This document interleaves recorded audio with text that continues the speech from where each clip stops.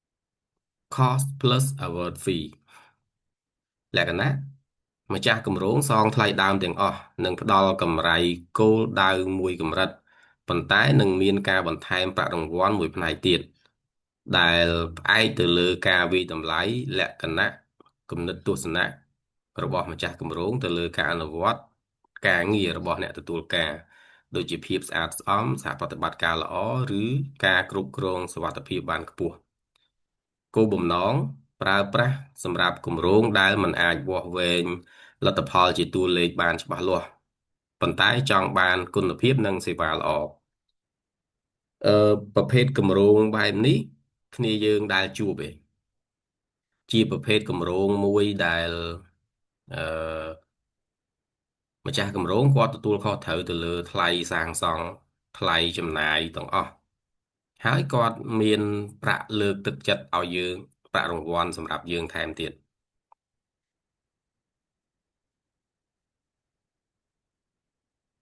គ្នាយើងដែលជួបឯង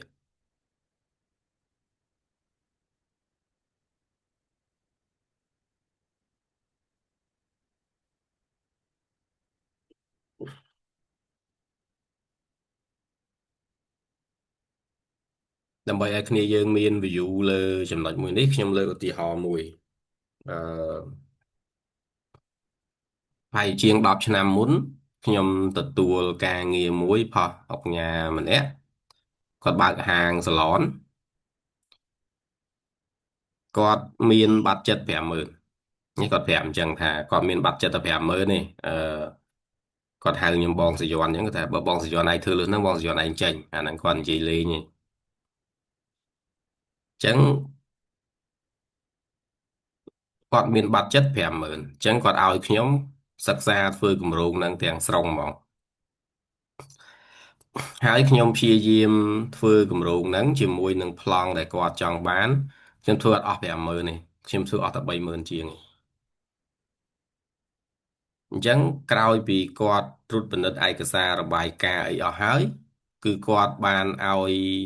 រង្វាន់លើកទឹកចិត្តខ្ញុំអញ្ចឹងអាការចំណាយដែលខ្ញុំចាយទៅគឺខ្ញុំដាក់បង់ទៅគាត់គឺគាត់ដឹងគាត់ឃ្លីឲ្យទាំងអស់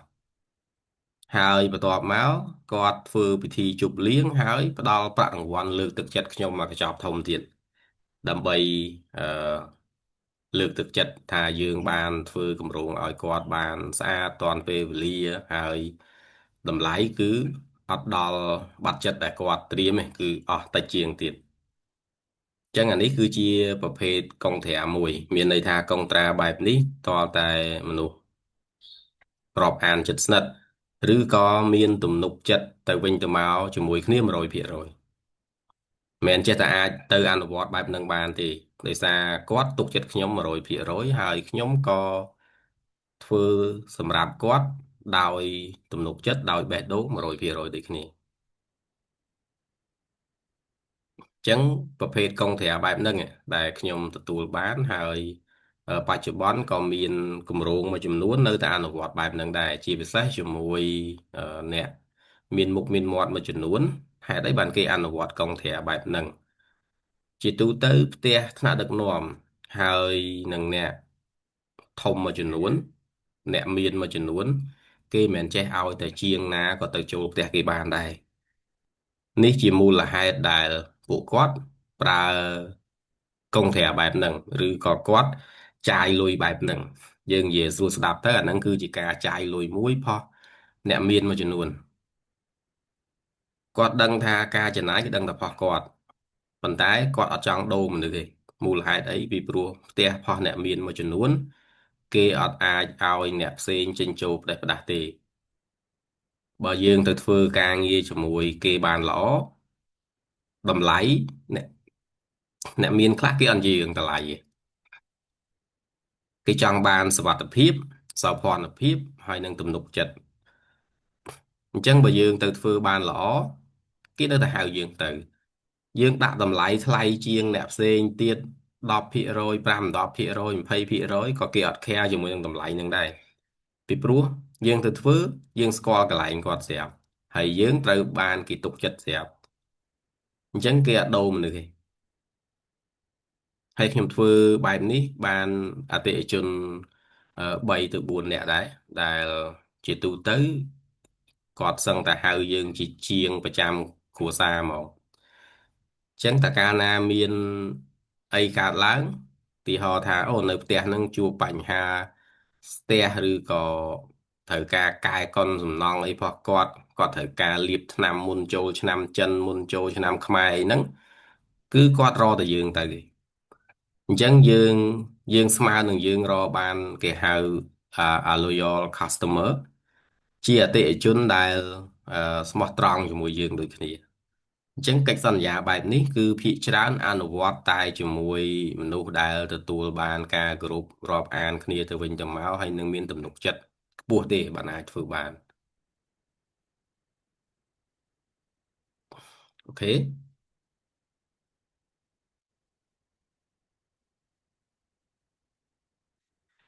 យើងចូលដល់ចំណុចទី4គឺ cost plus percentage of cost លក្ខណៈម្ចាស់គម្រោងសងថ្លៃដើមនិងថែមប្រាក់កម្រៃគិតជាភាគរយធៀបនឹងថ្លៃដើមនោះក្នុងនេះឧទាហរណ៍សងថ្លៃដើមបូក10%នៃថ្លៃដើមសរុបអញ្ចឹងអានេះខ្ញុំគិតថាគ្នាយើងអាចយល់ហើយវាមិនចម្លែកអីទេព្រោះខ្ញុំបញ្យល់ពីលើមកដែរចំណុចគួរប្រយ័ត្នប្រភេទនេះត្រូវបានហាមឃាត់ឬមិនលើកទឹកចិត្តឲ្យប្រើប្រាស់នោះទេនៅក្នុងគម្រោងស្តង់ដារអន្តរជាតិព្រោះវាបង្កើតឲ្យមានផលប្រយោជន៍ផ្ទុយគ្នាគេហៅអឺ contrast of interest កាលណាអ្នកទទួលស្គាល់ទិញសម្ភារៈកាន់តែថ្លៃពួកគេកាន់តែបានលុយចំណេញអញ្ចឹងបានកិច្ចសន្យាបែបនេះគឺមិនសូវបានត្រូវបានគេប្រើឬក៏លើកទឹកចិត្តឲ្យប្រើទេលើកលែងតែមនុស្សហ្នឹងគេទុកចិត្ត100%ហើយអ្នកដែលគាត់ធ្វើហ្នឹងគាត់អត់ស៊ីសំណូកសោះដូចតែគ្នាយើងដឹងហើយនៅលើទីផ្សារវាតែងតែមានការទុកក្បាលកាក់ការទុកភាគលាភអីឲ្យអ្នកទៅទិញអីចឹងទៅអញ្ចឹងព្យាយាមទិញឲ្យថ្លៃដើម្បីខ្លួនឯងហ្នឹងបានភាគលាភច្រើនចឹងទៅអញ្ចឹងកន្លែងនេះគឺកុងត្រាប្រភេទនេះមិនសូវត្រូវបានលើកទឹកចិត្តឲ្យប្រើទេដូចតែខ្ញុំនិយាយពីលើមកដែរណាទី5ទម្រង់ពិសេស cost plus with a guarantee maximum price លក្ខណៈនេះជាទម្រង់កម្រិតកាត់បន្ថយហានិភ័យខ្ពស់សម្រាប់ម្ចាស់គម្រោងដោយសារវាជាការបង្កាត់ពូជរវាងឡាំសាំហើយនិង cost reimbursable ការទូទាត់ម្ចាស់គម្រោងសងថ្លៃដើមនិងកម្រៃជើងសារប៉ុន្តែមានការកំណត់ពិដានតម្លៃអតិបរមា1ហានិភ័យបើលើស GPM GMP អ្នកទទួលការរ៉ាប់រងខាតបង់ដូចឡាំសាំបើនៅសល់លុយនឹងត្រូវចែកគ្នាឬក៏ប្រគល់ទៅម្ចាស់គម្រោងវិញកន្លែងនេះវាអាស្រ័យទៅលើការចរចាថាចែកគ្នាឬក៏ប្រគល់ទៅឲ្យគេវិញក្នុងនេះខ្ញុំចង់បញ្យល់អ្នកទាំងអស់គ្នាឧទាហរណ៍តកតងជាមួយនឹងប្រភេទកិច្ចសន្យាបែបហ្នឹងគ្នាយើងស្គាល់ការកំណត់តម្លៃពីដាននេះអ្វីទៅជាតម្លៃពីដាន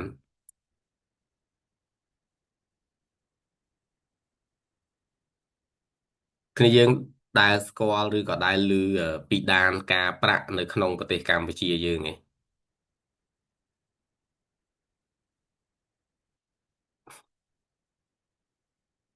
ឧស្ភាអឺដែលឮឯងពីដានការប្រាក់នៅក្នុងប្រទេសកម្ពុជាយើងហ្មង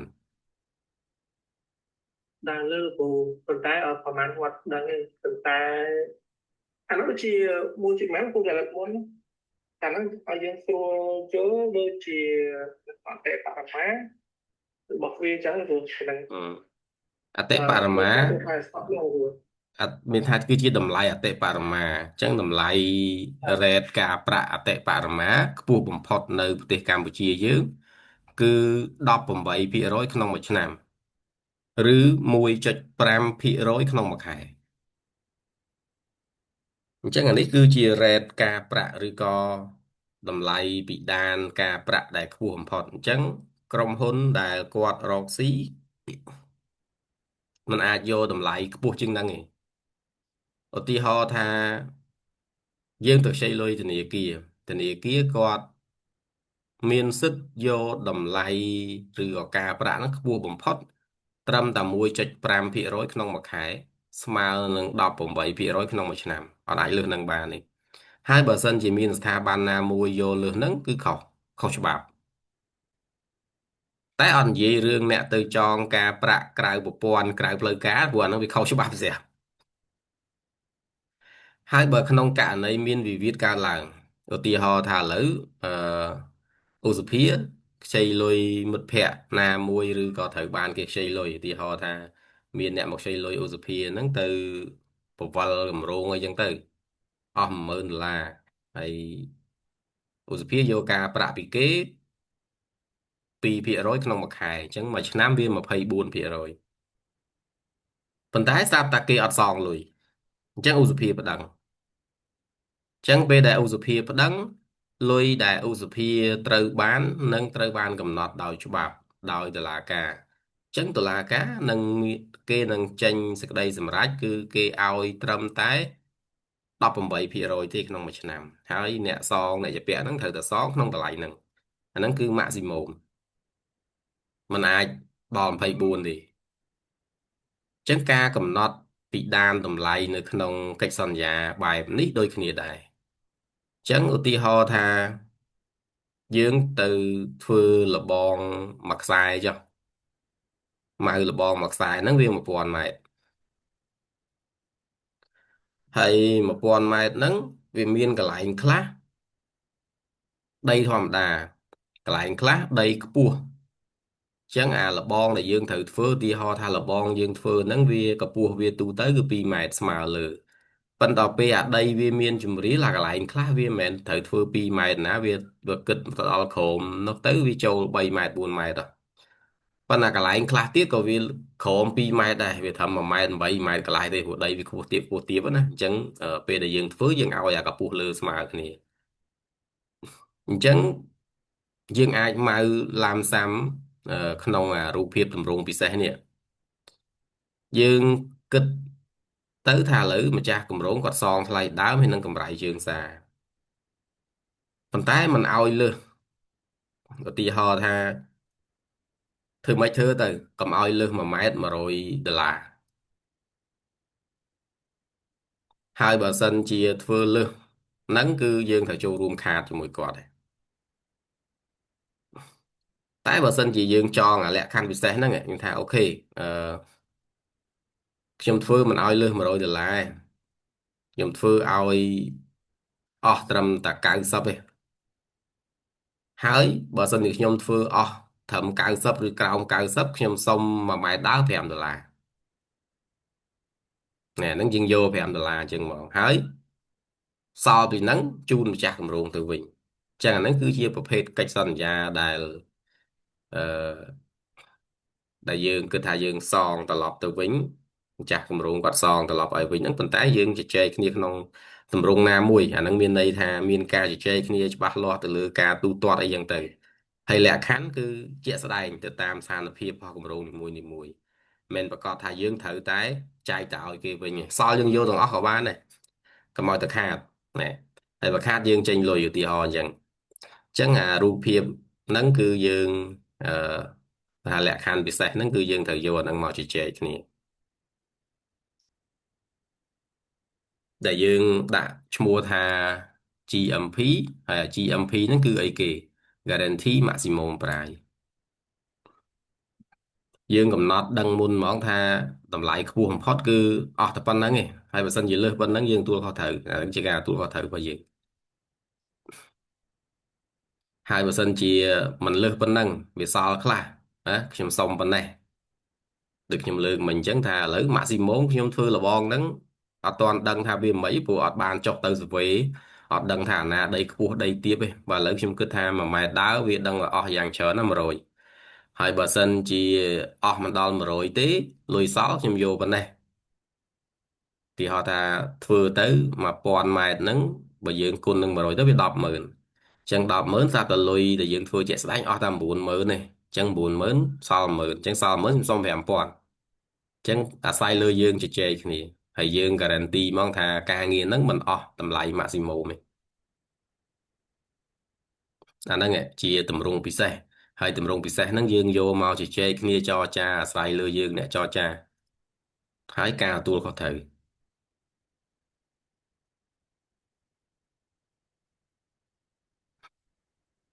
ចំណុចមួយទៀតប្រភេទកិច្ចសន្យាមួយទៀតគឺកិច្ចសន្យាតាមការកំណត់ពេលវេលានិងសម្ភារៈ Time and Material Contract TNM កិច្ចសន្យាតាមការកំណត់ពេលវេលានិងសម្ភារៈគឺជាប្រភេទកិច្ចសន្យា hybrid hybrid គឺកូនកាត់មួយដែលរួមបញ្ចូលគ្នារវាងលក្ខខណ្ឌផុសកិច្ចសន្យាឡាមសាំជាមួយនឹង cost reimbursable នៅក្នុងកិច្ចសន្យាប្រភេទនេះម្ចាស់គម្រោងនឹងទូទាត់ប្រាក់ទៅឲ្យអ្នកទទួលការដោយផ្អែកលើទី1ពេលវេលាគិតតាមតម្លៃថេរក្នុង1 ម៉ោងឬ1ថ្ងៃទៅតាមជំនាញនីមួយៗរបស់កម្មករឬវិស្វករទី2សម្ភារៈ material គិតតាមតម្លៃថ្លៃដើមជាក់ស្ដែងនៃសម្ភារៈបរិក្ខារឬសេវាកម្មខាងក្រៅដែលបានប្រើប្រាស់ឬបូករួមទាំងការចំណាយផ្សេងជាទូទៅមានការបូកបន្ថែមភាគរយចំណេញឬ mark up តិចតួចលើសម្ភារៈអញ្ចឹងនៅក្នុងនេះយើងដឹងថាការទូទាត់ទៅលើកិច្ចសន្យាកំណត់តាមពេលវេលាឬសម្ភារៈហ្នឹងគឺគេគិតទៅតាមតម្លៃពលកម្មឧទាហរណ៍ថាខ្ញុំលើកឧទាហរណ៍ដូចជាខ្ញុំទៅធ្វើកន្លែង Steam Sauna មួយកន្លែងហ្នឹងអញ្ចឹងជាងតម្លៃជាងពលកម្មហើយនឹងវិស្វករគឺគេគិតឲ្យហ្មងអញ្ចឹងបើសិនជាយើងដាក់ទៅវិស្វករម្នាក់ជាងជំនាញ3នាក់កម្មករ3នាក់អញ្ចឹងគ្នាយើងប៉ុណ្ណឹងនាក់គឺគាត់គិតតម្លៃឲ្យក្នុងមួយថ្ងៃហ្មងយើងដាក់ rate តម្លៃទៅគឺគេគុណថ្ងៃឲ្យទៅប៉ុណ្ណឹងហ្មងហើយសម្ភារៈពេលដែលយើងទិញចូលទៅគឺគេទូទាត់ទំនិញទៅតាមវិក័យប័ត្រដែលយើងបានទិញចូលទៅនឹងឲ្យចឹងអាហ្នឹងគឺជាកិច្ចសន្យាទៅតាមការកំណត់ពេលវេលាហើយនិងសម្ភារៈ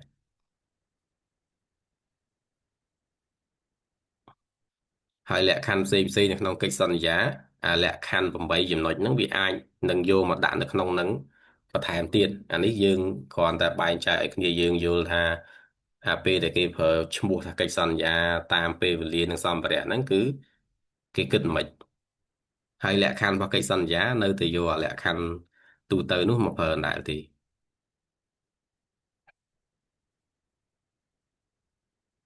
សំណួរហេតុអីបានជាវាជាកិច្ចសន្យាកូនកាត់ចឹងក្នុងនេះខ្ញុំបានបញ្យល់ប្រាប់យើងវាដូចជាឡាំសាំត្រង់ថាតម្លៃពលកម្មត្រូវបានកំណត់ថេររួចជាស្រេចតាំងពីដំបូងឧទាហរណ៍តម្លៃវិស្វករ$20ក្នុងមួយថ្ងៃ$25ក្នុងមួយថ្ងៃជាងដែក$15ក្នុងមួយថ្ងៃទោះបីជាទីផ្សារឡើងថ្លៃក៏អត្រានេះមិនផ្លាស់ប្ដូរដែរអញ្ចឹងពេលដែលយើងចងកិច្ចសន្យាជាមួយ owner ហើយថាយើងទៅទទួលការងាររបស់គាត់ហើយយើងដាក់វិស្វករទៅ$25គាត់ត្រូវឆាចឲ្យយើង$25ហើយក្នុងនេះគ្នាយើងសួរថាអញ្ចឹងមិនបានចំណេញលោកគ្រូបើយើងដាក់ទៅអញ្ចឹងមានន័យថាអឺវាដូចជាគេយកមនុស្សពីយើងទៅប្រើអញ្ចឹងអញ្ចឹងយើងដាក់ទៅគេវិស្វករតម្លៃ$25ក្នុងមួយថ្ងៃប៉ុន្តែมันមានន័យថាយើងចាយ$25ទៅឲ្យវិស្វករទេវិស្វករគាត់អាចទទួលបានទីហោថាប្រាក់ខែរបស់គាត់$400ចុះអញ្ចឹង$400បើគិតទៅវាប្រហែលជាជាង$10ក្នុងមួយថ្ងៃបើយើងដាក់អ្នក level លើបន្តិចមានន័យថាអឺបើគាត់ដាក់អ្នកប្រាក់ខែ600អញ្ចឹងបើយើងចែកទៅមួយថ្ងៃវាខ្ទង់$20ទេអញ្ចឹងយើងបានចំណេញពីrate ដែលយើងសល់ពីជាងកម្មករវិស្វកររបស់យើងប្រចាំថ្ងៃហ្នឹងការងារបែបនេះភាគច្រើនខ្ញុំធ្លាប់ធ្វើហើយខ្ញុំធ្វើទទួលជាការងារ management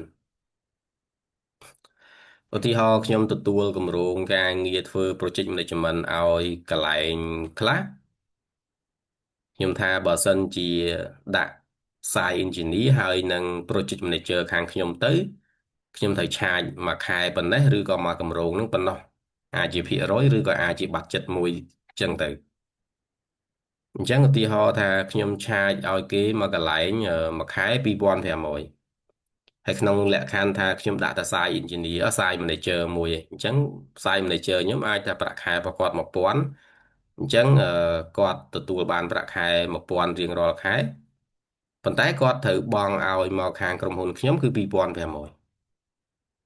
អញ្ចឹងខ្ញុំចំណាយអស់តែ1500ហើយខ្ញុំសល់1500ទៀតដើម្បីទុកប្រើប្រាស់សម្រាប់ក្រុមហ៊ុនយើងត្រូវបង់ទឹកភ្លើងថ្លៃជួល office ថ្លៃអីដែរអញ្ចឹងយើងមិនអាចយកតែថ្លៃវិស្វករទៅទេអញ្ចឹងបានអីចាយសម្រាប់បង់ថ្លៃជួល office ថ្លៃទឹកថ្លៃភ្លើងថ្លៃធ្វើដំណើរយើងទៅមើលការឋានអីដែរអញ្ចឹងក្នុងហ្នឹងអឺគេគិតអញ្ចឹង ទីពីរវាដូចជា cost reimbursable ដែរត្រង់ថាតម្លៃសរុបចុងក្រោយនៃគម្រោងគឺមិនទាន់ដឹងច្បាស់នោះទេពលគឺបើកចំហ open end ទៅតាមចំនួនម៉ោងការងារនិងបរិមាណសម្ភារៈដែលប្រើប្រាស់ជាក់ស្ដែងនៅក្នុងការដ្ឋានអញ្ចឹងការធ្វើកិច្ចសន្យាបែបនេះវាដូចជាខ្ចីជាងឬក៏ខ្ចីកម្លាំងរបស់យើងទៅប្រើអញ្ចឹងយើងអត់អាចវាយតម្លៃបានថាអូការងារហ្នឹងវាដឹងតែ10ថ្ងៃចប់កន្លះខែចប់20ថ្ងៃចប់អត់ដឹងទេ អញ្ចឹងពេលវេលាគឺត្រូវតែចំហហើយសម្ភារៈវាអាចប្រែប្រួលទៅតាមស្ថានភាពផុសគម្រោងផុសសេដ្ឋកិច្ចប្រចាំថ្ងៃអីជាដើមអញ្ចឹងទៅអញ្ចឹងតកតងជាមួយនឹងតម្លៃចុងក្រោយផុសគម្រោងក៏យើងអត់ដឹងថាយើងធ្វើប្រមាណដែរប៉ុន្តែយើងអាចនឹងមាន timeline កំណត់ណាមួយដែលយើងធ្វើ schedule ទៅយើងដឹងឧទាហរណ៍ថាគេយកក្រុមការងាររបស់យើងទៅធ្វើ condo មួយកន្លែងកម្ពស់10ជាន់អញ្ចឹងយើងក៏អាចមានមូលដ្ឋានក្នុងការគិតដែរថាបើសិនជាការងារវាអត់ស្ទះអីទេអា10ជាន់ហ្នឹងយើងត្រូវការចំណាយពេលប៉ុន្មានអញ្ចឹងយើងដឹងអាហ្នឹងអញ្ចឹងអានេះវាជាសំណួរដើម្បីពន្យល់ថាហេតុអីយើងប្រើមិន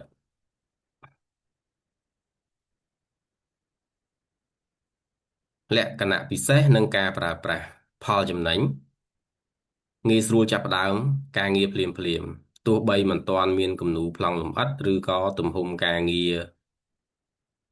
ច្បាស់លាស់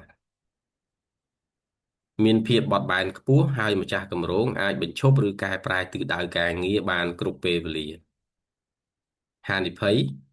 ម្ចាស់គម្រោងប្រឈមនឹងការកើនឡើងនៃលុយជួលប្រសិនបើអ្នកទទួលការធ្វើការងារយឺតយ៉ាវឬអូសបន្លាយពេលវេលាទាមទារឲ្យមានការចុះវត្តមាននិងត្រួតពិនិត្យម៉ោងធ្វើការនិងវិក័យប័ត្រសម្ភារៈយ៉ាងហ្មត់ចត់ចឹងជាទូទៅតើកាលណាយើងប្រើប្រភេទកុងត្រាបែបនេះគឺវាទាមទារឲ្យមានការត្រួតពិនិត្យហើយហានិភ័យផ្នែកនីមួយៗប្រកាសជាមានចឹងផ្នែកម្ចាស់គម្រោងគាត់ទទួលប្រឈមហានិភ័យរឿងពេលខ្លះជាងដែលយើងដាក់ទៅគាត់រៀងអូសរៀងពជាការងារចឹងទៅគាត់ខាតចឹងទៅអឺពេលដែលគាត់ជាងកម្មករធ្វើការប្រហែលថ្ងៃហ្នឹងគាត់ក៏ត្រូវមានខាងគាត់ចុះមកពិនិត្យមើលឬក៏ស្រង់វត្តមានឬក៏កន្លែងខ្លះគាត់ត្រូវដាក់ scan អីចឹងទៅដើម្បីដឹងថាមនុស្សមកប្រហែលនាក់ហើយអាការងារធ្វើប្រចាំថ្ងៃហ្នឹងក៏គាត់ត្រូវតែមានផ្នែករបស់គាត់ដើម្បីចូលរួមមើលដែរពេលខ្លះគាត់ប្រើសេវារបស់គេអាហ្នឹងវាជារឿងមួយប៉ុន្តែមនុស្សខ្លះគាត់ទុកចិត្តខ្លួនឯងជាងអញ្ចឹងគាត់អាចនឹងបញ្ជូនមនុស្សរបស់គាត់មកមើលជាក់ស្ដែង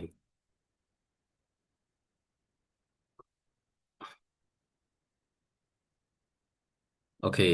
វិធានការការពារហានិភ័យដើម្បីការពារកុំឲ្យអ្នកទទួលការអូសបន្លាយម៉ោងធ្វើការដើម្បីបានលុយច្រើនម្ចាស់គម្រោងជាទូទៅតែងតែដាក់លក្ខខណ្ឌ not to exceed clause ប្រសិនបើការចំណាយទៅលើម៉ោងការងារនិងសម្ភារៈឡើងហួសតម្លៃអ្នកទទួលការត្រូវតែបន្តធ្វើការងារឲ្យហើយដោយមិនទាមទារលុយបន្ថែមបានទៀតឡើយអញ្ចឹងឧទាហរណ៍ខ្ញុំលើកដដែលពីលើមកអញ្ចឹង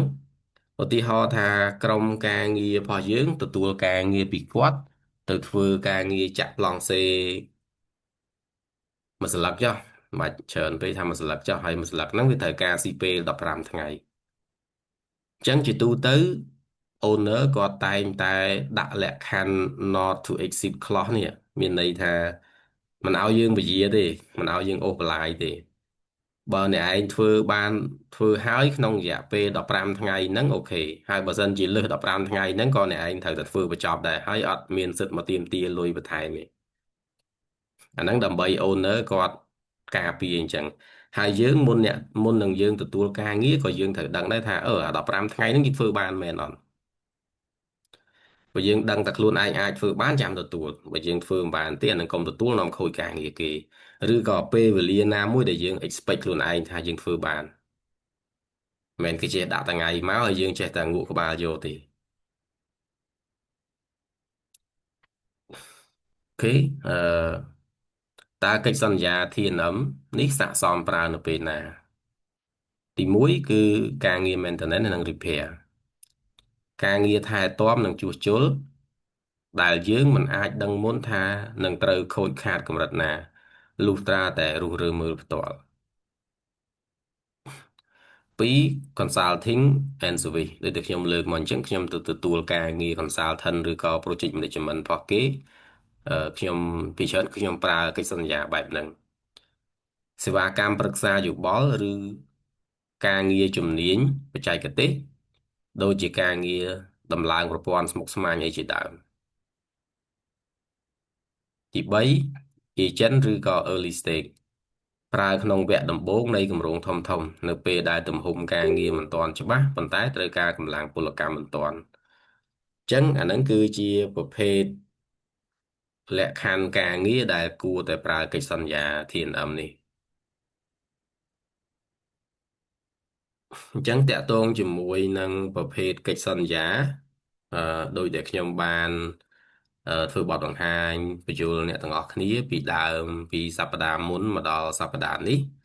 យើងចំណាយពេលអស់2 សប្តាហ៍ដើម្បីស្វែងយល់អំពីប្រភេទនៃកិច្ចសន្យាហើយចំពោះប្រភេទនៃកិច្ចសន្យាវាអាចនឹងប្រែប្រួលទៅតាមប្រភេទគម្រោងតូចធំផ្សេងទៀតលក្ខខណ្ឌនៃកិច្ចសន្យាវាអាចនឹងខុសពីនឹងទៀតគឺយើងត្រូវស្វែងយល់បន្ថែមទៀតទៅលើបរិបទប្រែប្រួលផលសង្គម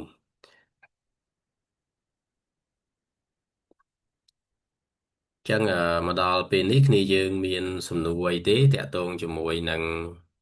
កិច្ចសន្យាយើងជួបគ្នា2 សប្តាហ៍យើងបញ្ចប់មេរៀនតាក់ទងជាមួយនឹងកិច្ចសន្យារបស់យើងខ្ញុំទុកពេលឲ្យគ្នាយើងរះជាសំណួរទៅលើមេរៀនឬក៏បទពិសោធន៍ដែលយើងធ្លាប់ជួបផ្ទាល់ដើម្បីពិភាក្សាគ្នាអាចថាពេលខ្លះខ្ញុំមិនធ្លាប់ជួបហើយគ្នាយើងជួបអាចលើកយកមកជជែកគ្នាដើម្បីអឺផ្លាស់ប្ដូរយោបល់ចំណេះដឹងឲ្យគ្នាទៅវិញទៅមកក៏បានដែរ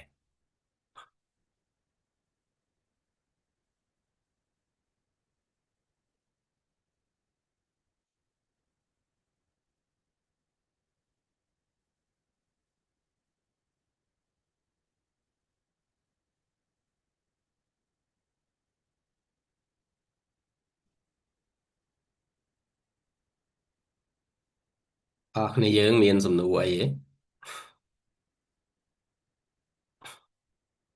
ទេឬក៏ខ្ញុំទៅរៀងលឿនអូខេកសលបាទជំរាបសួរលោកគ្រូខ្ញុំឃើញហើយអាចថាខ្ញុំអត់ទាន់យល់ច្បាស់ឬក៏មិនរួចតែខ្ញុំសូមសួរលោកគ្រូបញ្ជាក់អូខេឃើញលោកគ្រូដាក់ឲ្យកិច្ចសន្យាមាន3ទី1មានឡាមសាំទី2កិច្ចសន្យាមានសំណងចឹងទៅថាក្នុងមានសំណងហ្នឹងវាមាន3ផ្សេងទៀតនៅក្នុងហ្នឹងហ្នឹងហើយដល់ពេលទី3ធំហ្នឹងគឺកិច្ចសន្យាតាមពេលវេលាកំណត់ហ្នឹងទៅចុះខ្ញុំឆ្ងល់អាប្រភេទកិច្ចសន្យាដែលមាន5អាហ្នឹងជាអីវិញលោកគ្រូ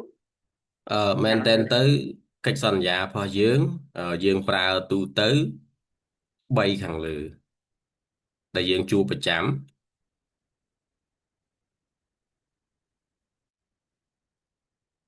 នេះបាទលោកគ្រូបាទកម្រិតកិច្ចសន្យាកម្រិតមូលដ្ឋានរបស់យើងមាន3ធំនៅក្នុងកិច្ចសន្យាសំណងរបស់យើងអញ្ចឹងវាមានកិច្ចសន្យាម៉ៅជាខ្ចប់ឬឡាមសាំកិច្ចសន្យាដោយមានសំណងត្រឡប់វិញហើយកិច្ចសន្យាទៅតាមពេលវេលាហើយនិងសម្ភារៈ អញ្ចឹងការញែកមក5ខាងក្រោមនេះអឺដូចលេខ4លេខ5ប្រភេទលេខ1លេខ2លេខ3លេខ4ហើយនិងលេខ5នេះអាហ្នឹងគឺវាស្ថិតនៅក្នុងអាកិច្ចសន្យាសងត្រឡប់វិញដោយដែលយើងលើកមកមិញនេះអា3នេះហើយអាកិច្ចសន្យាមានសំណងត្រឡប់វិញហ្នឹងយើងញែកវាជា5យល់ទេបាទលោកគ្រូអាកិច្ចសន្យាមានសំណងនេះខ្ញុំឃើញមាន3រួមមានCPFS CPPC និង CPIF ចឹងគឺឃើញលោកគ្រូបញ្ជាក់ពីលើខាងមួយនោះម្ដងហើយដល់ពេលមកក្រោមគឺលោកគ្រូមាន5បន្តទៀតចឹងខ្ញុំអត់យល់អឺអាហ្នឹងអាហ្នឹងគឺមានតែអាអាមួយហ្នឹងមាន5នេះនេះអឺកម្រិតមូលដ្ឋានរបស់យើងគឺមាន3ធំបាទលោកហ្នឹងហើយអូខេមានអានេះអាទី1ហើយអាទីអាសំណងត្រឡប់វិញនេះអាហ្នឹងមានបាទអាហ្នឹង5ឃើញគ្រូដាក់មាន3មាន5អូចឹងអាហ្នឹងមាន5វិញគឺខ្ញុំឃើញក្នុងនេះដាក់បើ3មួយដែលខ្ញុំឲ្យនៅក្នុង slide យើងក្នុងតារាងនេះបាទលោកខ្ញុំឃើញមាន3ណាអាហ្នឹងជា ហឹមក្នុងនេះពីពីបើកក្បាលដំបូងមកខ្ញុំបានបញ្យល់គ្នាយើងថាអានេះគឺជាទម្រង់ពេញនិយម3ហ្នឹងគឺជួបញឹកជាងគេយល់ទេអូអញ្ចឹងបានន័យថាមានសំណងត្រឡប់ហ្នឹងវាសរុបទៅមាន5មានលោកគ្រូប៉ុន្តែ5ហើយអ្វីដែល3នេះគឺពេញនិយមគឺមានតែពេញនិយម3ទេហ្នឹងអូហើយបាទហើយ3ហ្នឹងខ្ញុំរីកមិនឲ្យអាលេខ1លេខ2លេខ1លេខ2មិនមែនថាយើងរីកមិនទេប៉ុន្តែវាមានផលប្រយោជន៍ទៅវិញទៅមកអាមួយនេះគឺយើងដឹងអ្នកម៉ៅការគឺដឹងតែបានលុយទេអាទី2អ្នកម៉ៅការគាត់ទទួលបានលុយទៅតាមភាគរយផុសថ្លៃដើមសំណងអញ្ចឹងបើសិនជាយើងបំផោងតម្លៃវាអាចនឹងជួបហានិភ័យជួបបញ្ហាអាទី3នេះគឺអត់លើកទឹកចិត្តទេពីព្រោះអីវាអាចនឹងជួបសន្យាខ្យល់អញ្ចឹងណាហើយ3ហ្នឹងគឺពេញនិយមប្រើតែម្ដងទាំង owner យកទៅប្រើជាមួយនឹង contractor ទាំង contractor យកទៅប្រើជាមួយនឹង owner គឺ3មុខហ្នឹងគឺយើងពេញនិយមហើយបើជាប្រភេទកិច្ចសន្យាផុសអាសំណងត្រឡប់វិញហ្នឹងគឺមានពី1ដល់5ហ្នឹងនេះខុស fix fee រហូតមកដល់ទី5នេះតាំងតម្រងពិសេសគឺវាជាប្រភេទកិច្ចសន្យាដែលមានការសងត្រឡប់ថ្លៃដើមទៅវិញមាន5តែពេញនិយម3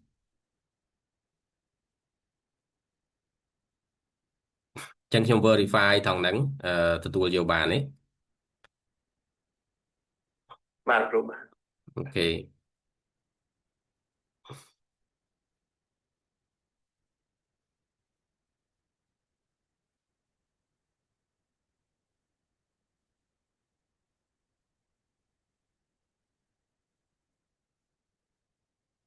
ហើយយើងមានសំណួរអីផ្សេងទៀត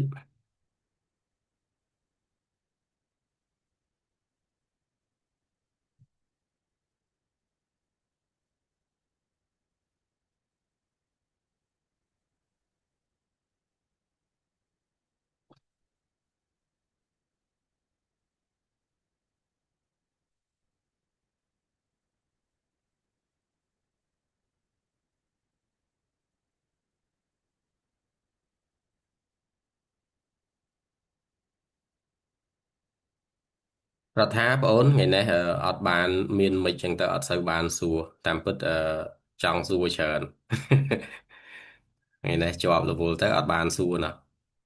រដ្ឋាសបោសំណួរ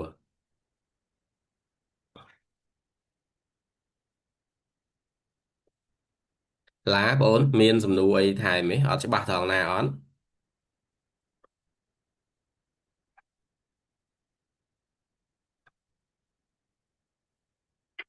តើមានហ្នឹងគឺខ្ញុំ review ខ្ញុំ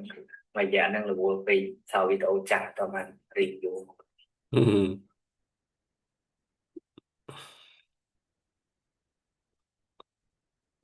កសលសំណួរមានអីផ្សេងទៀតទេអាចមានសំណួរសល់ពីមុនអីមកក៏អាចសួរបានដែរណា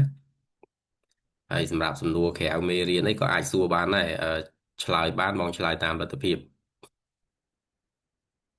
ឆ្លើយអត់បានទេយើងទៅស្រាវជ្រាវបន្ថែមជាមួយអ្នកដែលគាត់មានជំនាញដើម្បីយកចម្លើយល្អមកប្រាប់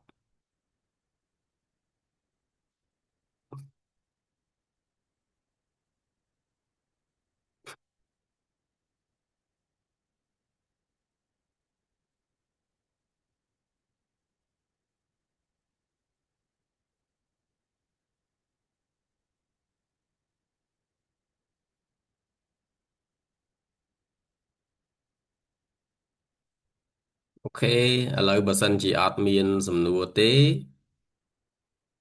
អឺគ្នាយើងអាច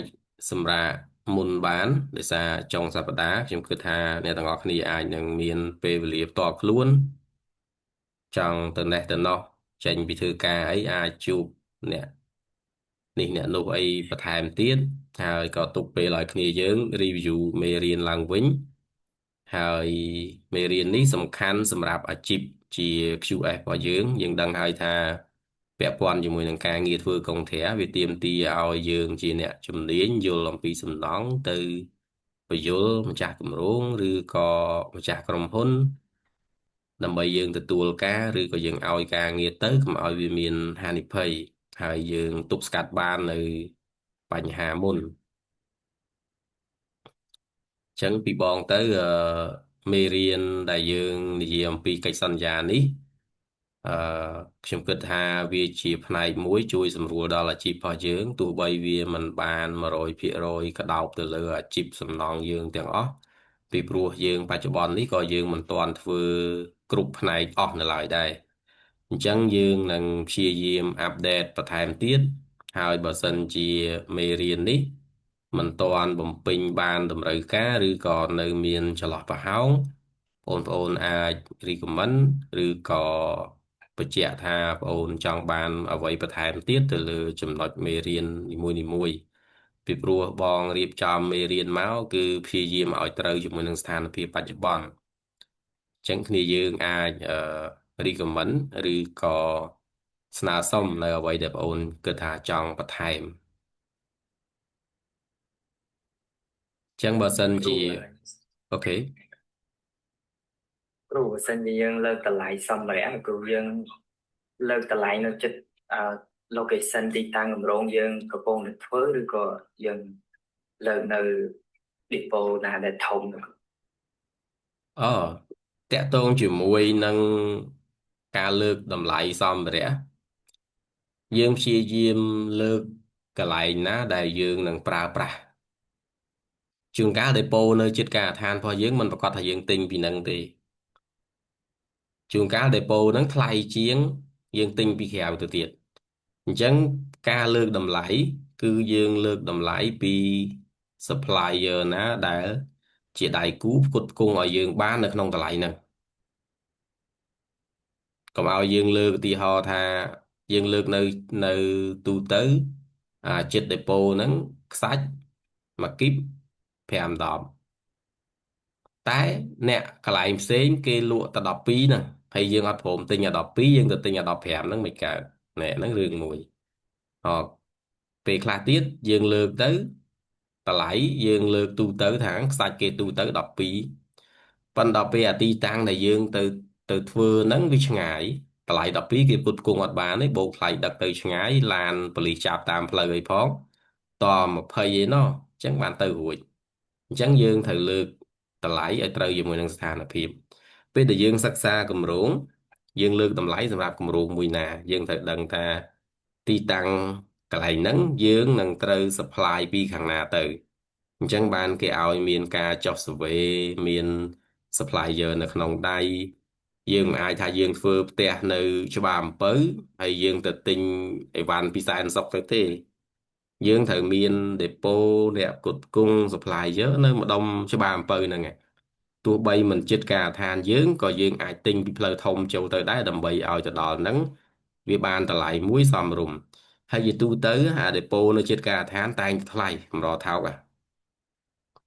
យើងទិញបានរបស់ខ្វះខាតតិចតួចអីយើងទិញកុំឲ្យគេថាយើងទិញគេសោះគៀកគ្នាព្រមទិញអីចឹងណាហើយបើយើងទិញក៏យើងត្រូវចរចាតម្លៃជាមួយគេដែរថាបងឥឡូវខ្ញុំមានការដ្ឋានចិត្តនឹងមួយខ្ញុំលើកតម្លៃទៅប៉ុន្តែខ្វះតម្លៃទំនិញខ្លះខ្ញុំសុំតម្លៃពីខាងបងមកហើយបើសិនជាពេលដែលត្រូវការប្រើខ្ញុំទិញខាងបងប៉ុន្តែយើងទៅសុំតម្លៃគេអញ្ចឹងក៏យើងត្រូវចេះការពារខ្លួនដែរប៉ុន្តែបងហើយយើងនិយាយមួយគេតែបង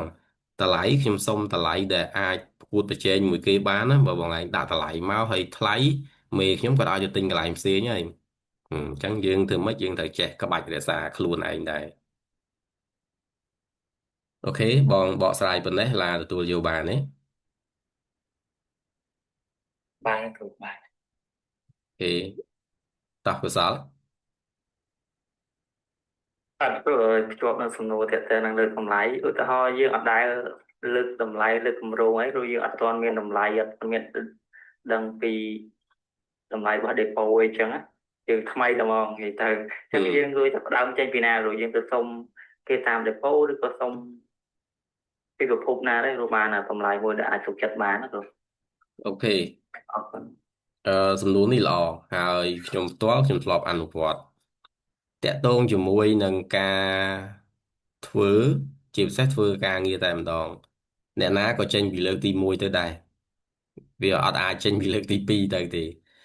តើយើងដើរបែបណាដើម្បីឲ្យយើងមានទំនុកចិត្តខ្ពស់បំផុតសំណួរសួរថាបើយើងទៅសួរគេយើងទុកចិត្តគេអត់តម្លៃដែលយើងយកពីកន្លែងណាមួយជាប្រភពដែលទុកចិត្តបានអត់ចឹងបទពិសោធន៍ដែលខ្ញុំធ្លាប់ធ្វើកន្លងមករបស់ខ្លះខ្ញុំទៅទិញហ្មងតែរបស់ហ្នឹងយើងទិញទៅយើងអាចថាយើងយកទៅប្រើបានឬក៏របស់ខ្លះគឺទិញទៅទុកចោលហ្មងអញ្ចឹងពីខ្ញុំទៅវិញដើម្បីបានតម្លៃដែលយើងត្រូវការមកយើងត្រូវធ្វើអីសិនទី1បំបែករក bill of material មកសិនដើម្បីយើងដឹងថានៅក្នុងការងាររបស់យើងហ្នឹងយើងត្រូវការ item material គេខ្លះ bill of material ហ្នឹងមានន័យថាម៉េចគឺយើងបង្កើតតារាងប្រើប្រាស់សម្ភារៈហើយយើងនឹងមានខុសដែលយើងត្រូវរៀនធ្វើ bill of material តាមពិតបើយើងរៀននៅថ្នាក់ស្រួលបញ្យល់ច្បាស់ជាងអឺឧទាហរណ៍ថាឥឡូវយើងគិតតម្លៃការងារឥដ្ឋឧទាហរណ៍ថាផ្ទះរបស់យើងហ្នឹងត្រូវការឥដ្ឋ100000ដុំអញ្ចឹង100000ដុំអឺឧទាហរណ៍ថាឥដ្ឋហ្នឹងវាអស់2000ការ៉េអញ្ចឹង2000ការ៉េយើងត្រូវរកឃើញថាតើឥដ្ឋហ្នឹងត្រូវអស់ប្រមាណដុំហើយឥដ្ឋអស់ប្រមាណដុំហ្នឹងឥដ្ឋអីគេឥដ្ឋតាន់ប្រមាណឥដ្ឋប្រហោងប្រមាណហើយដើម្បីធ្វើការងារឥដ្ឋ2000ការ៉េហ្នឹងត្រូវការបាយអប្រមាណគីបហើយដើម្បីបានបាយអប៉ុណ្ណឹងគីបយើងប្រើខ្សាច់រៀបប្រមាណគីបស៊ីម៉ង់ប្រមាណតោននេះឃើញទេអញ្ចឹងយើងរកឃើញ bill of material ចឹងពេលដែលយើងរកបាន bill of material សម្រាប់យកមកប្រើធ្វើការងារឥដ្ឋ2000ការ៉េហ្នឹងយើងទៅបន្តទៀតយើងទៅទិញនៅខាងណាចឹងយើងទៅសួរដេប៉ូមួយឥដ្ឋមួយដុំប្រមាណឥដ្ឋប្រហោង10000ដុំប្រមាណដុល្លារឥដ្ឋតាន់10000ដុំប្រមាណដុល្លារខ្សាច់យកពីកំពង់ឆ្នាំងមកប្រមាណយកពីកំពង់ចាមមកប្រមាណយកពីដេប៉ូណាមកប្រមាណយើងមានតម្លៃផុសដេប៉ូនីមួយៗដើម្បីយកមក compare ហើយយើងសិក្សាមើលថាតើតម្លៃទាំងអស់ហ្នឹងវាថេរអត់ទេវាមានការប្រែប្រួលអត់ទេវាឡើងចុះតាមប្រវែងផ្លូវអត់ទេវាឡើងចុះតាមបរិមាណដែលយើងត្រូវទិញអត់ទេយើងមានទិន្នន័យហ្នឹងមកទាំងអស់ស៊ីម៉ង់ដូចគ្នាដែរអូយើងទិញប្រមាណតោនគេដឹកឲ្យទិញប្រមាណតោនគេគិតថ្លៃដឹកអញ្ចឹងយើងត្រូវមានទិន្នន័យមាន data របស់យើងទាំងអស់ អញ្ចឹងវិធីសាស្ត្រនៅក្នុងការរកតម្លៃចេញពីអត់ចេះអីសោះទី1ត្រូវរៀនធ្វើ bill of material bill of material ហ្នឹងគឺជាតារាង item សម្ភារៈដែលត្រូវប្រើសម្រាប់ការដ្ឋានមួយហ្នឹងបន្ទាប់ពីយើងបង្កើតតារាង bill of material ហ្នឹងហើយយើងត្រូវរក supplier ណាអញ្ចឹងយើងទៅសួរតាមរយៈដៃគូរបស់យើងហើយ check verify ដោយខ្លួនឯងពេលដែលយើងបានធ្វើការងារហ្នឹងយើងនឹងដឹងថាតម្លៃដែលយើងបានមក compare គ្នាតើវាដូចគ្នាអត់អញ្ចឹងឧទាហរណ៍ថាឥឡូវយើងសួរថ្លៃឥដ្ឋ depot 1 2 3ឡឥដ្ឋ4 5 6តើតម្លៃចេញពី depot ចេញពីឡខុសគ្នាឲ្យដូចគ្នាហើយការទិញមិនណាយើងបានតម្លៃទាំងអស់ហ្នឹងមកយើង compare អញ្ចឹងផ្លូវដើរគឺវាត្រូវចេញទៅពីបែបហ្នឹងវាអត់មានផ្លូវកាត់ទេបើសិនជាយើងចង់ចេះខ្លួនឯងហើយក៏យើងមិនអាចទៅប្រើ format ផុសគេត្រូវទាំងអស់ដែរមានកន្លែងខ្លះគេផ្ដល់ format ឲ្យយើងទៅហ្មងប៉ុន្តែវាមិនប្រកាសថាប្រើ format ដូចគ្នាទាំងអស់ទេ format វាមានប៉ុន្តែបើយើងមិនចេះយកមកបំលែងឲ្យត្រូវជាមួយស្ថានភាពដែលយើងកំពុងជួបយើងនឹងគិតទៅខុសឧទាហរណ៍ថាកន្លែងហ្នឹង material ដែលត្រូវប្រើគឺឧទាហរណ៍ថាការងារដបូលចុះដបូលយើងប្រើមានផ្ទងមានដៃអណែងមានក្បឿងយើងគិតថាអូខេប្រើប៉ុណ្ណឹងគឺបានដបូលក្បឿងណាតែបច្ចុប្បន្នគេប្រក់ក្បឿងគេមានស័ង្កសីលាតមួយជាន់ទៀតដល់ពេលយើងយក format របស់គេប្រើអត់បានដាក់ស័ង្កសីលាតចូលអញ្ចឹងយើងមិនខុសយើងមិនបាត់បរិមាណបាត់ស័ង្កសីមកដបូលផ្ទះអស់មែនតិចណាស័ង្កសី1ការ៉េ2 3ដុល្លារដែរអញ្ចឹងបើដបូលផ្ទះនឹងអឺ100ការ៉េ200ការ៉េយើងគុណជាលុយទៅឃើញថាយើងគិតខាតអស់ប្រមាណអញ្ចឹងផ្លូវដើរគឺត្រូវចេញពី step 1 step 2ទៅហើយដើម្បីយើងធ្វើ bill of material បានលុះត្រាតែយើងចេះបំបែក scope ការងារពេលដែលយើងបំបែក scope ការងារហើយយើងត្រូវចេះ take off quantity អញ្ចឹងបានមេរៀនរបស់យើងគឺយើង start ពីតណៈពីមួយតណៈទៅមួយតណៈអញ្ចឹងខ្ញុំបរៀនឲ្យអ្នកទាំងអស់គ្នាចេះបំបែក scope ការងារដោយដែលយើងបានធ្វើជាមួយមេរៀនមុនខ្ញុំឲ្យប្លង់ទៅអ្នកទាំងអស់គ្នាបំបែករក scope ការងារពេលដែលយើងបានប្លង់ពី owner មកយើងដឹងថាអូខេនេះប្លង់អញ្ចឹងយើងរកបាន scope ការងារគេខ្លះអញ្ចឹងចេញពី scope ការងារនីមួយៗយើងទៅរកឲ្យគេទៀតយើងទៅរក take off quantity អញ្ចឹងយើងបានបរិមាណរបស់ការងារនីមួយៗបន្ទាប់មកយើងបំបែករក bill of material ដោយតែខ្ញុំលើកមិញអញ្ចឹងឥឡូវការងារ scope យើងឃើញមានការងាររៀបឥដ្ឋ2000ការ៉េអញ្ចឹងអា2000ការ៉េហ្នឹងប្រើឥដ្ឋអស់ប៉ុន្មានអញ្ចឹងឥដ្ឋហ្នឹងមានអីគេមានឥដ្ឋតាន់ហើយនិងឥដ្ឋប្រហោងអញ្ចឹងយើងដេញពីមួយ step ទៅមួយ step យើងយល់ហើយថាពីពី zero starter ហ្មងរហូតទៅដល់professional យើងត្រូវការដើរទៅចំណុចណាខ្លះអូខេយ៉ាងមិនដែរកុសលការបកស្រាយនេះអាចទទួលយកបាននេះហើយចាប់បាននេះបាទលោកគ្រូទទួលបានគ្រូគេមានសំណួរអីទៀតអត់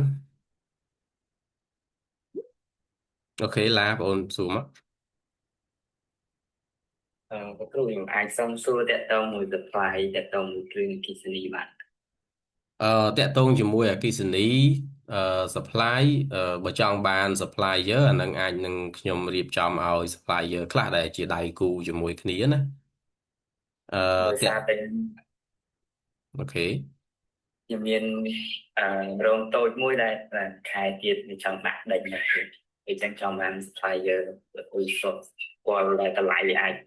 ប្រកួតប្រជែងvớiគេបាននៅភ្នំពេញនៅខេត្តភ្នំពេញឬព្រំភ្នំពេញអូខេមែនតើទៅតិចនិចក្នុងការទិញអីវ៉ាន់ហ្មងណាបើសិនជាយើងជា contractor យើងទៅទិញអីវ៉ាន់ផ្ទាល់ហ្មងយើងបានតម្លៃធូរថ្លៃជាងហើយទំនិញបើអគ្គិសនីហ្មងគ្រឿងអគ្គិសនីហ្មងធូរថ្លៃជាងគេដែលគេពេញនិយមហ្មងដូចជាម្ដុំវត្តកោះខ្ញុំក៏ធ្លាប់ទៅទិញនៅនឹងដែរអឺ ហើយនឹងដៃគូមួយចំនួនទៀតដែលគាត់នាំចូលហើយគាត់នាំចូលធម្មតារបស់ខ្លះក៏វាដោយសារតម្លៃវាធូររបស់ខ្លះក៏វាអាចថាគុណភាពវាស្ទើរអញ្ចឹងណាប៉ុន្តែបើថាមកប្រើបានកម្រិតធ្វើបុរីធ្វើអីអញ្ចឹងណាវាមិនមែនជាកម្រិតស្តង់ដារហើយខ្លះអូខេអរគុណរដ្ឋាបងអូនចេញមុនចុះអត់អីទេដោយសារគ្នាយើងសួរសំណួរក្រៅដែរទេអញ្ចឹងអាចទៅមុនចុះ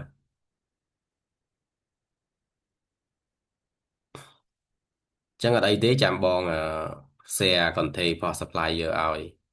តែគាត់មានលក់ហើយអ្នកខ្លះក៏គាត់ជាជាងជាអីដែរតែគាត់មានលក់មានអីខ្លួនឯងអញ្ចឹងណាមួយទៀតគ្រូនឹងសូមបន្ថែមសំណួរអូខេគ្រូតាក់ទងមួយការទិញអាចធំមួយច្រើនអញ្ចឹងតែយើងធ្វើជាស្អិនទៅថាការឋានយើងតូចតែយើងត្រូវទិញមកស្តុកទាំងអស់កន្លែងណាមួយឬក៏យើងចរចាកន្លែងមួយគាត់គ្រូអឺពីបងវិញពេលដែលយើងទិញជាមួយ supplier ជាដៃគូពេលដែលយើងខ្លាយជាដៃគូជាមួយគាត់អត់អីទេយើងអាចនឹងបានតម្លៃមួយសមរម្យប៉ុន្តែបើយើងមិនទាន់ខ្លាយជាដៃគូជាមួយគាត់ទេមានន័យថាយើងត្រូវចំណាយទៅលើខុសហ្នឹងហើយ ចឹងដើម្បីការពារកុំឲ្យខុសរបស់យើងកើនខ្ពស់យើងឆែកមើលថាទិញរាយនិងទិញដុំមួយណាចំណេញជាងបើសិនជាយើងទិញដុំតម្លៃរបស់យើងល្អយើងអាចយើងដឹងថាអាយថឹមទាំងអស់ហ្នឹងវាអាចនឹងប្រើបានគម្រោងផ្សេងទៀតយើងគួរទិញដើម្បី support ដោយដែលរាល់ថ្ងៃនេះខ្ញុំមានដេប៉ូសំណង់ទូចមួយដែរតាមពិតខ្ញុំដាក់តែឈ្មោះទេដើម្បីឲ្យខ្លាចជាដេប៉ូដើម្បីខ្ញុំទិញអីវ៉ាន់បានធូរ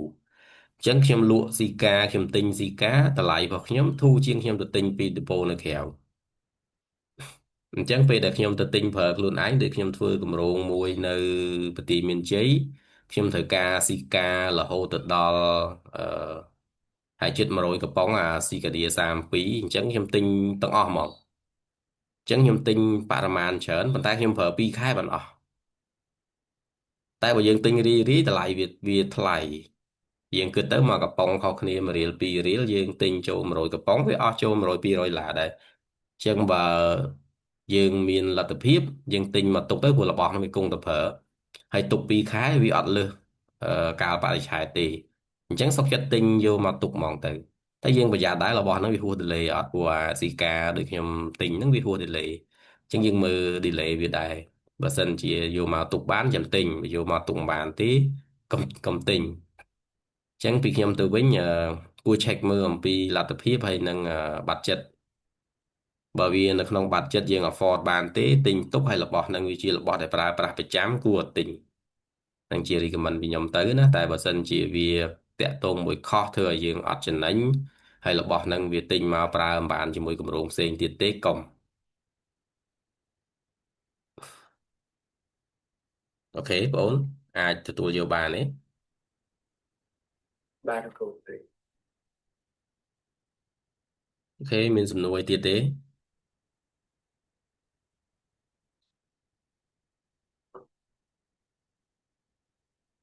អូខេបើអត់មានសំណួរទេគ្នាយើងសម្រាប់ប៉ុណ្ណឹងចុះអឺជូនពរទាំងអស់គ្នារីករាយចុងសប្តាហ៍សុខភាពល្អបាទគ្រូរៀបរៀងគ្រូបាទបាទបាយបាយលាទាំងអស់គ្នា